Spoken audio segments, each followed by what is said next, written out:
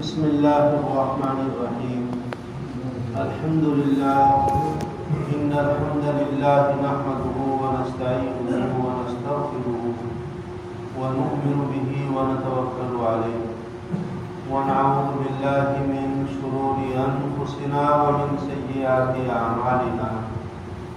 من يهده الله فلا مضل له ومن يضلله فلا هادي له. ونشهد أن لا إله إلا الله وحده لا شريك له. ونشهد أن سيدنا وسندنا وحبيبنا ومولانا محمدا عبده ورسوله. أما بعد، قال الله تبارك وتعالى في القرآن المجيد والفرقان الحميد. أعوذ بالله من الشيطان الرجيم. بسم الله الرحمن الرحيم. شهر رمضان الذي أنزل فيه القرآن هدى للناس. صدق الله العظيم. محترم دینی بھائی اور بزرگوں، یہ اس رمضان مبارک کا تیسرا جمعہ، مجھے چند باتیں آپ کی خدمت میں پیش کرنی ہے. اللہ تعالیٰ کہنے سننے سے زیادہ عمل کی توفیق عطا فرمائے، جذبہ عطا فرمائے، استطاعت، ہمت اور طاقت عطا فرمائے. سب سے پہلی بات یہ ہے کہ رمضان شریف اس مرتبہ آپ دیکھ رہے ہیں بہت تیزی کے ساتھ گزر رہے ہیں. آج 16 رمضان مبارک اور بہت جلدی رمضان شریف چلے جائیں. یہ علامات قیامت میں سے قیامت کے قریب ایسا ہوگا کہ جو سال ہے وہ مہینے کے برابر ہو جائے گا، اور جو مہینہ ہے وہ ہفتے کے برابر ہو جائے گا، اور جو ہفتہ ہے وہ دن کے برابر ہو جائے گا، اور دن جو ہے وہ گھنٹے کے برابر ہو جائے گا، اور گھنٹے کی حیثیت ایسے ہوگی جیسے معمولی چنگاری اٹھی اور بجھ گئی. برکت جو زمانے کی ہے قرب قیامت ختم. اللہ تعالیٰ ہمیں اس وقت کی قدر کرنے کی توفیق عطا فرمائے. دوسری بات یہ عرض کرنی ہے کہ رمضان کا جو پہلا عشرہ ہے اس میں تلاوت کا بہت ماحول ہے، اس کی خاص وجوہات ہے، وہ ہمارا اپنا ماحول ہے، مگر اسلام اور شریعت یہ چاہتی ہے کہ ہم جو رمضان گزرے ہماری تلاوت میں اور اضافہ. اگر پہلے عشرے میں ہم نے ایک دن میں 5 پارے پڑھے تھے تو دوسرے عشرے کے پہلے دن میں ہمیں کم سے کم 8 پارے پڑھنے چاہیے. ہماری رفتار بڑھنی چاہیے، چونکہ رمضان قرآن پاک کا مہینہ ہے اور بالکل ایسے جیسے ایک آدمی حرم مکی میں جاتا ہے، مکہ المکرمہ، تو وہاں کی سب سے افضل عبادت کیا ہے؟ طواف کرنا. حرم مکی کی سب سے افضل عبادت طواف کرنا. اور مدینہ منورہ میں جو مطلوب ہے بہت زیادہ وہ درود شریف کا پڑھنا. مدینہ منورہ میں درود شریف ہے بہت زیادہ پڑھنا، اور مکہ المکرمہ میں طواف کرنا. رمضان کا جو مہینہ ہے اس میں بہت زیادہ قرآن پاک کی تلاوت کرنا مطلوب ہے. حضرت نبی پاک صلی اللہ علیہ وسلم آخر دم تک اس مہینے میں حضرت جبریل علیہ السلام سے قرآن پاک کا دور فرمایا کرتے. حضرت امام شافعی کے بارے میں لکھا، حیرت ہوتی واقعی 60 قرآن پاک پوری کیا کرتے. حضرت امام عالم رحمۃ اللہ علیہ کا معمول نقل کیا ہے 63 قرآن پاک پڑھتے تھے. بھائی غور تو کرو آپ. حضرت عثمان غنی رضی اللہ تعالیٰ کے بارے میں لکھا ہے ایک رکعت میں پورا کا پورا قرآن پاک پڑھے. بس میں کہنا چاہتا ہوں کہ قرآن پاک کی رفتار کو بڑھاؤ، اسے سست نہ. قرآن پاک سے جڑے رہو گے تو بڑا پار ہوگا.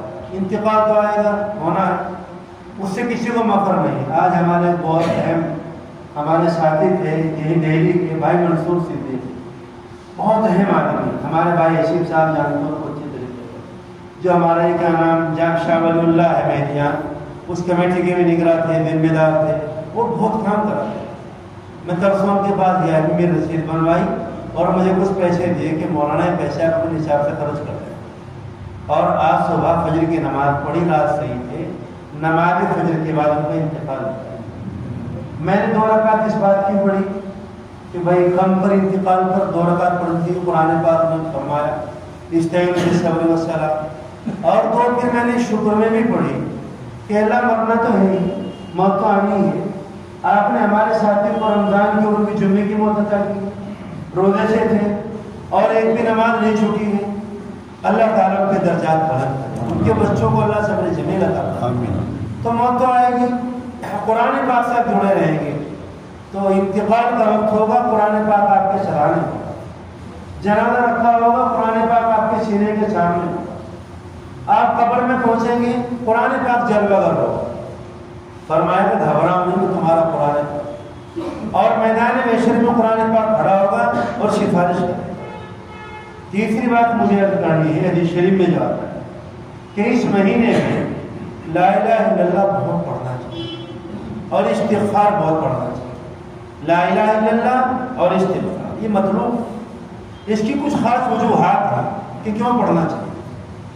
بس میں صرف اس کا ٹائم نہیں ہے کہ میں بتاؤں کہ یہ بات آقا نے کیوں فرمائی کہ استغفار بہت پڑھو، کلمہ بہت پڑھو. اس لیے ہمیں اور آپ کو اس مہینے میں جو فارغ وقت ہمارے پاس ہو، ہمیں لا الہ الا اللہ پڑھنا چاہیے بہت زیادہ. ہر 12-15 کے بعد پورا کلمہ پڑھو لا الہ الا اللہ محمد رسول اللہ. اور استغفار پڑھو استغفر اللہ ربی من کل ذنب واتوب الیہ. یہ شریعت میں مطلوب کم سے کم آپ ان دنوں میں 1000 مرتبہ پہلا کلمہ پڑھو. بڑی فضیلت ہے، فضائل ذکر میں پڑھ دیجیے. اور استغفار کی بھی بہت فضیلت آپ اس کو. اور خاص طور پر جو یہ اشرا ہے جس سے ہم گزر رہے ہیں، یہ مغفرت کا اشرا ہے. اللہ تعالیٰ نے اس میں بالکل معافی کا دروازہ آپ کے ہمارے لیے کھول دیا. کوئی آدمی معافی چاہنے والا ہو اور یہ کہ ہے اللہ میں گنہگار ہوں اور اب معاف کرنے والا. جہاں بندے نے اس بات کا اعتراف کیا کہ میں خطا کار ہوں، سر سے پاؤں تک گناہ میں ڈوبا ہوا، معاف کرنے والے اللہ مجھے معاف کر دے. کتنا بھی بڑا مجرم ہو اور اس کے ظلم سے، اس کی گناہوں سے معاشرہ تنگ آ چکا ہو، لیکن اللہ تعالیٰ بڑے حنان ہیں، اللہ تعالیٰ بڑے منان ہیں، اللہ تعالیٰ بڑے غفار ہیں، اللہ رحمان اور رحیم ہے. اللہ بندوں کو معاف کرنا چاہیے. اگر مجھ سے کوئی آدمی 3-4 مرتبہ بات نہ کرے، میں اس کے گھر نہیں جاؤں، اس کا فون نہیں اٹھاؤں. میں نے اور آپ نے 70 سال تک اللہ کی نافرمانی کی اور ایک مرتبہ خیال آیا کسی وجہ سے کوئی دل میں توفیق کا لمحہ آیا اور 2 رکعت پڑھ کر ہاتھ اٹھا لیے. اللہ یہ نہیں کہنے کا آیا بوڑھا ہو کر میرے پاس، اب سے پہلے کہا. تو اللہ تعالیٰ کی شان قریبی ہے. اس لیے ہمیں اللہ تبارک و تعالیٰ کے اس اشرے میں بہت مغفرت طلب کرنی چاہیے. استغفار پڑھنا ہے، استغفر اللہ ربی من کل ذنب واتوب الیہ رب اغفر وارحم انت خیر الراحمین. اللہم انی ظلمت نفسی ظلما کثیرا. حضرت ابوبکر صدیق نے پوچھا تھا آقا سے کہ مجھے کوئی دعا بتا دو. آقا میں نماز میں پڑھ جایا کروں. کس کو پڑھ جایا کروں؟ بہت اعلیٰ درجے کا استغفار ہے. نماز کے بعد بھی اس کو پڑھ سکتے ہیں. لا الہ الا انت سبحانک انی کنت من الظالمین، بہت اعلیٰ درجے کا استغفار. اس کی برکت سے حضرت یونس علیہ السلام کو اللہ نے مچھلی کے تاریکیوں کے پیٹ سے نکال کر باہر نکالا تھا اور ان کو جانب رکھا اور ان کو اللہ نے بہت بڑی قوم کی طرف مبعوث کیا. اور آپ اپنے لیے استغفار کریں، اپنے بھائیوں کے لیے بھی استغفار کریں. حدیث شریف میں آتا ہے، آپ کو حیرت ہوگی، اگر کوئی آدمی دعا پڑھتا ہے اللہم اغفر لی وللمؤمنین والمؤمنات والمسلمین والمسلمات، قاری صاحب سے معلوم کر لینا، 25-27 مرتبہ کو اس دعا کو پڑھتا ہے، وہ بندہ مستجاب الدعوت ہے. اور اللہ تبارک و تعالیٰ جتنے دنیا میں مسلمان مرحومین ہیں یا زندہ ہیں ان کے برابر اللہ اس کے درجات بلند کرتے، گناہ کو معاف کرتے. اور اگر کوئی آدمی امت محمدیہ کے لیے استغفار کرتا ہے، کہتا ہے اللہم اغفر لامت محمد، اے اللہ امت محمدیہ کو معاف کر دیں، تو اللہ اس کو افضل بنا دیتے ہیں. امام ہدایت نے کہا. تو استغفار اور پہلا کلمہ بہت پڑھنا چاہیے اور 2 چیزوں کا سوال کرنا چاہیے. اے اللہ جنت عطا کرتے، جہنم سے پناہ چاہتے. یہ مانگنا چاہیے. مارکیٹ لگی ہے پوری جنت کی. اگر آپ کی آنکھیں کھل جائیں، آپ دیکھ لیں تو آپ کو حیرت ہوگی کہ کیسے اعلیٰ درجے کے بازار لگے ہوئے جنت. تو جنت کا سوال اور جہنم سے. اور اگلی بات مجھے کرنی ہے کہ ابھی اس مہینے میں اعتکاف بھی کرنا ہے، اس ہفتے میں میرے خیال میں 16 تاریخ ہو گئی اور 12 کی 17 اور بھائی اتوار کی کل کا بیٹھا تھا بدھ کی 20واں ہوگا، تو بدھ کی اور جمعرات کی شب میں ہے نا پاس آپ کو اعتکاف کا بہت چل دیکھو روزے بندہ روزہ اللہ کا محبوب ہے، جو کسی کا محبوب بن جاتا ہے بھول جاتا ہے بڑے وہ ہمارا روزہ ہے اللہ کے محبوب ہے، مثلا ہم اپنی بیوی سے کوئی مطلب نہیں ہو، دن میں جوان بیوی ہے، پبھی شادی ہوئی تھی رمضان سے پہلے اور بیوی موجود ہے، نہیں بندہ اللہ کا محبوب ہے، چھوڑ دیں۔ اب اللہ نے فرمایا میرے بندے تو نے 20 دن کے روزے رکھ لیے، تو نے تراویح پڑھی، تو نے روزہ رکھا، قرآن پاک کی تلاوت رکھی، تو نے صدقہ زکات نکالی، تو نے دونوں کا اہتمام کیا، اب میرے گھر پر آ کر 10 دن کا اعتکاف کرنا مسنون ہے، سنت موقدہ علی الکفایہ، اگر کوئی آدمی بھی نہ کرے محلے کا تو پورا محلہ گنہگار اعتکاف کرنا چاہیے۔ کہتے ہیں بہت مصروف آدمی، بھائی آپ کیا مصروف ہے؟ بھائی آپ کی کون سی مصروفیت ہے؟ نبی پاک صلی اللہ علیہ وسلم سے بڑا مصروف کون ہو سکتا ہے؟ آپ نے ایک مہینے کا اعتکاف بھی کیا، آپ نے 20 دن کا اعتکاف بھی کیا، اور مدینہ منورہ میں پہنچنے کے بعد برابر 10 دن کا اعتکاف فرمایا۔ ایک مرتبہ آپ کا اعتکاف چھوٹ گیا تھا کسی وجہ سے تو آپ نے 20 دن کا اعتکاف فرمایا، اور جس دن آپ کا وصال ہوا، آپ کا انتقال ہوا، آپ کی موت ہوئی، تو اس سال آپ نے 20 دن کا اعتکاف کیا۔ قرآن پاک میں اللہ فرماتے ہیں کہ عاکفون فی المساجد، کہ مسجدوں میں کیا کرو؟ اعتکاف کرو، مسجدوں میں رہو، اپنی مسجدوں کا اعتکاف کرو، بیٹھو۔ اگر کوئی آدمی 10 دن کا اعتکاف کرتا ہے، اللہ 2 حج اور 2 عمروں کا ثواب اس کو عطا کرتا ہے۔ 24 گھنٹے کو اعتکاف کو چلو ہم کہتے ہیں آپ کے پاس ٹائم نہیں، مگر بھائیو 24 گھنٹے کا اعتکاف تو کرو، کم سے کم آپ 1 دن 1 رات کا اعتکاف کرو۔ حدیث شریف میں آتا ہے جو بندہ 1 دن 1 رات کا اعتکاف کرتا ہے، غور کے ساتھ سنو، اللہ اس بندے کے اور جہنم کے درمیان 3 ایسی خندقیں کھول دیتے ہیں کہ جن کا فاصلہ آسمان اور زمین کے برابر ہو۔ 2 لفظوں میں بات یہ ہے اردو میں کہ اس آدمی کا جہنم میں داخلہ نہیں، 1 دن کے 24 گھنٹے کا اعتکاف پر فضیلت۔ اور کوئی آدمی مغرب کی بات سے لے کر عشاء تک کا اعتکاف کر لے تو اللہ تعالیٰ اس کے لیے جنت میں سونے کا محل بناتے ہیں۔ یہ سچی بات ہے، یہ کوئی ایسی بات نہیں ہے۔ ابھی آپ سمجھیں گے نہیں اس بات کو، ابھی تو ہمارے سامنے ریال ہے، ڈالر ہے، پیسے ہیں، کاروبار ہے، مکان ہے، مگر جب انتقال ہوگا وہ وقت آئے گا کہ زندگی چھوٹے گی اور موت کے قریب آدمی تب پتہ لگے گا بالکل صحیح، جیسی کرنی ویسی بھرنی، نہ مانے تو کر کے دے، جنت بھی ہے دوزخ بھی ہے، نہ مانے تو مر کے دے، پتہ لگے گا اس وقت میں آدمی، ابھی سمجھے گا نہیں انسان اس بات کو۔ تو اس لیے آپ لوگ اپنے یہاں اعتکاف کا ماحول بنائیں۔ 24 گھنٹے کا اعتکاف، مغرب سے عشاء تک کا اعتکاف، یہ اعتکاف نفل ہے، اور جو سنت اعتکاف ہے وہ آخر 10 دنوں کا ہے، یہ سنت ہے نبی پاک صلی اللہ علیہ وسلم کی، آپ اعتکاف فرمائیں تو اس میں رہ کر اعتکاف میں آدمی گناہ سے محفوظ۔ اور جہاں آدمی جاتا تھا اعتکاف سے پہلے بیماروں کے لیے، جنازوں میں، دوسرے اس میں، اللہ تعالیٰ اعتکاف میں بیٹھے بیٹھے اس بندے کو عطا کرتے ہیں۔ آپ کسی کے در پر جا کر پڑھیے، دیکھیے میں آپ کے در پر آ گیا، آپ کو میرا کام کرنا پڑے گا، اور وہ آدمی کریم بھی ہے، بہت سے لوگ بڑے اکڑ ہوتے ہیں مگر وہ آدمی کریم ہے، ارے بھائی وہ 1 گھنٹہ ہو گیا بیٹھے ہمارے، میں ایک جگہ گیا ابھی، ان کا میرے سوادت تھا تو میں 15 منٹ وہ لیٹ ہو گئے، کہنے لگے مولانا بہت معافی چاہیں گے، اور وہ بہت یعنی کریم آدمی اس بات کو سوچتا ہے، اور جس میں کرم کا مادہ نہیں ہے اس ان چیزوں کو پتہ نہیں ہے، وہ آدابی زندگی سے ناشنا ہے۔ تو ایک آدمی اللہ کے در پر آ کر پڑ گیا، جو کچھ مانگے گا اللہ اس کو وہ عطا کرے گا۔ حدیث شریف میں آتا ہے تم اللہ کی طرف 1 قدم بڑھو اللہ 2 قدم بڑھے گا، بارش کا اللہ ایک ہاتھ کے برابر آئے گا، تم لپک چل کر اللہ دوڑ کر آئے گا، اور جو بندہ اللہ کے در پر آ کر پڑ گا اس کو کتنا ہو سکتا ہے۔ اس لیے شریعت اسلامی یہ چاہتی ہے کہ آپ لوگ اعتکاف کریں یہاں پر بھی اور گھروں میں بھی اعتکاف کا ماحول بنائیں۔ نبی پاک صلی اللہ علیہ وسلم کی ازواج باقاعدہ اپنے گھروں میں اعتکاف کرتی تھی، اس کا پورا ماحول بنانا چاہیے۔ بہت دکھ دل سے کہنا پڑتا ہے کہ آخری عشرہ جو شب قدر کا عشرہ ہے اس کی بڑی حدیث ہے، قرآن پاک میں اس کا ذکر ہے، وہ ہمارا عشرہ مسجدوں میں نہیں، گھروں میں نہیں، وہ بازاروں میں نہیں۔ آخری چتری قمر، آخری بلی مارن کے علاقے، حجام مسجد کے علاقے، منجا محل کے علاقے میں کون آتا ہے؟ رمضان اس لیے بالکل نہیں آیا۔ آپ کسی حدیث شریف میں پڑھ لو یہ باتیں، آپ اچھے کپڑے آپ پہنے، کھائیں کھلائیں، مگر یہ کہیں نہیں۔ افسوس کی بات ہے کہ شب قدر ہے، 25ویں شب ہے، اور ہماری بچے میک اپ والے کی دکان پر، ہماری بچے چوڑی والے کی دکان پر، چپڑوں والوں کی دکان پر، عید کی رات ہے، انعام کی رات، لیلۃ الجائزہ ہے، اور ہمارے بچوں کا حال کیا ہے اسے آپ دیکھ لیجیے گا۔ اس لیے آپ سے کرنا چاہتا ہوں کہ آپ اعتکاف کا ماحول، اور جو طاقت شب قدر ان میں اللہ کی بارگاہ میں کھڑا. چلو آپ اعتکاف نہیں کر سکتے سب لوگ، مگر شب قدر کی تلاش کریں.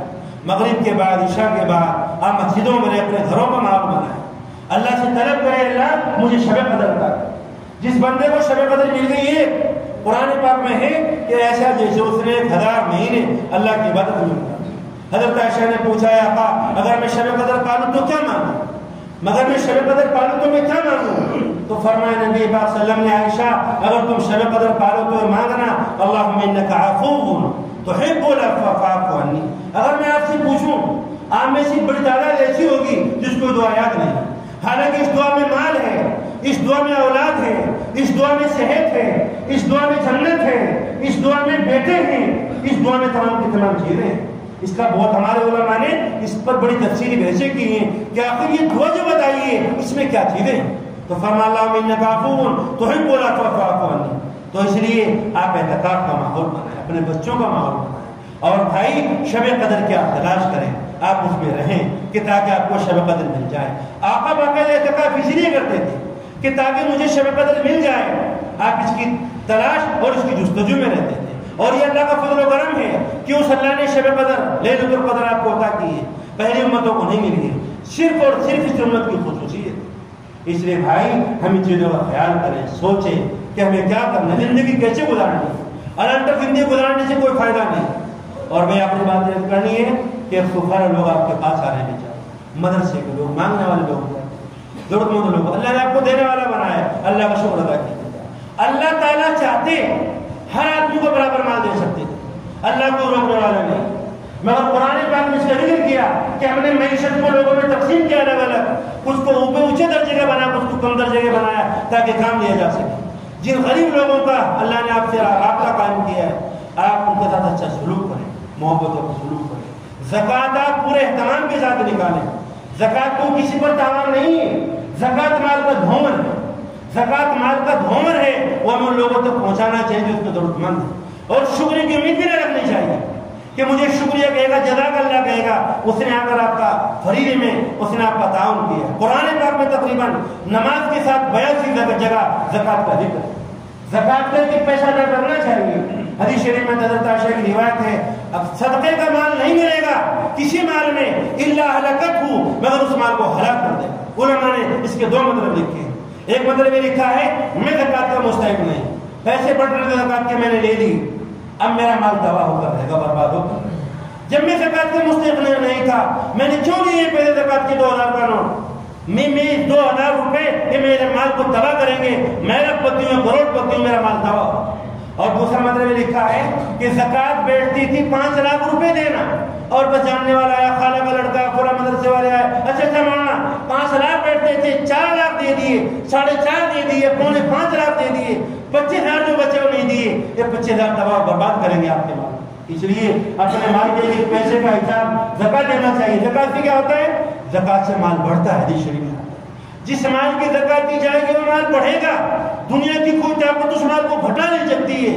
اور دوسرے نمبر پر زکوٰۃ محفوظ رہے، مال محفوظ رہے، مال بڑھے گا بھی اور مال محفوظ رہے گا. اس مال کو کوئی چور چوری نہیں کر سکتا، طاقت نہیں کسی میں، اس کا بینامہ ہو چکا ہے. اس آدمی نے اللہ کے نبی کی بات مانی ہے. اور تیسرے نمبر کی بات ہے مال باقی رہا. اگر زکوٰۃ نہیں دی جائے گی تو مال گندا رہے گا. ایک بہت اچھی دیکھ کھانے کی بنی قورمے کی اور تھوڑی سی گندگی معمولی سی اس میں کسی نے ڈال دی پوری دیکھ خراب ہو جائے. وہ اس کو کھائے گا نہیں، پیشاب کا قطرہ اس میں ڈالا، تھوک دے درد اس میں ڈال دیا، لوگ اس سے گھن کرتے ہیں. میں قسم کھا کر کہتا ہوں اس سے زیادہ نجاست گندگی اور ناپاکی اس چیز میں ہے کہ جو ہمارے مالوں کی زکوٰۃ نہیں دی جاتی اور وہ رہ جاتی ہے. اور حدیث شریف میں آتا ہے جس مال کی زکوٰۃ نہیں کی جاتی ہے یہ مال قیامت میں سانپ بنے گا. ایسا سانپ بنے گا کہ اس کے سر پر بال نہیں ہوں گے. علماء نے لکھا محدثین نے کہ بال نہ ہونے کا مطلب ہے کہ سانپ بڑا زہریلا ہے اور اس کے 2 سفید وہ ہوں گے، سفید نشانات ہوں گے اور یہ گلے میں پڑا ہوگا اور یہ کہے گا، ڈسے گا، کہے گا انا کنزو کا انا مالو، میں تیرا خزانہ ہوں، میں تیرا مال ہوں. اس لیے جو لوگ صاحب حیثیت ہیں اپنے علماء سے معلوم کریں، پوچھیں ہمیں زکوٰۃ کیسے ادا کرنی ہے. پہلے اس سے پہلے کے سال ہم آگے بڑھیں، ہم اپنی زکوٰۃ کو پورے طور پر ہمیں ادا کر دینی چاہیے. تو میں نے 3-4 باتیں آپ کی خدمت میں پیش کی. سب سے پہلے میں نے آپ کو بتایا کہ رمضان اور قرآن پاک کا بہت جوڑ ہے. اپنے بچوں کا احتساب کرو، ان کو قرآن پاک۔ دوسرے میں نے بتایا پہلا کلمہ استغفار، بہت کثرت کے ساتھ۔ یہ مہینہ عشرہ مغفرت کا ہے، ہاتھ جوڑ کر اللہ سے معافی چاہو، مر گئے تو کوئی پوچھتا نہیں۔ تیسری بات میں نے بتائی جنت کا سوال کرو اور جہنم سے پناہ چھوڑو۔ چوتھی بات میں نے بتائی یہ اعتکاف آرائش سے 10 تاریخ سے بدھ اور جمعرات کے درمیانی شب سے اعتکاف کا ماحول، اپنا وقت دو مسجدوں کو، گھروں کا پر آدمی بیمار ہوتا ہے کہاں وقت نہیں گزرتا ہے، کیسے کے ساتھ میں وقت گزرتا ہے۔ اس دن میں نے 5 بات بتائی، شب قدر کی تلاش کرو، ڈھونڈو ان مسجدوں کو، اگر آباد یہاں کر بیٹھو۔ اور آخری بات میں نے بتائی زکوٰۃ ہے، آپ دیتے ہیں، اللہ نے آپ کو بنایا ہے صاحب حیثیت، اللہ چاہتے سب کو مال دے سکتے تھے، مگر کچھ غربا کو آپ سے جوڑا ہے، میں کرنا چاہتا ہوں وہ غربا آپ کے موسم، آپ کو غربا کے موسم کم ہے، وہ غربا آپ کے موسم، یہ دنیا غربا کے دم سے قائم ہے۔ اور مدارس کے لوگ آتے ہیں ان کا پورا اہتمام کے ساتھ، میں کہتا ہوں تحقیق کر کر آپ دیں، مگر کہیں سے کہتے کسی کے ناقدین نہ ہو۔ بہت سے پھٹے پرانے لوگ لباسوں میں کبھی کبھی بڑے اللہ والے لوگ ہوتے ہیں، اللہ نے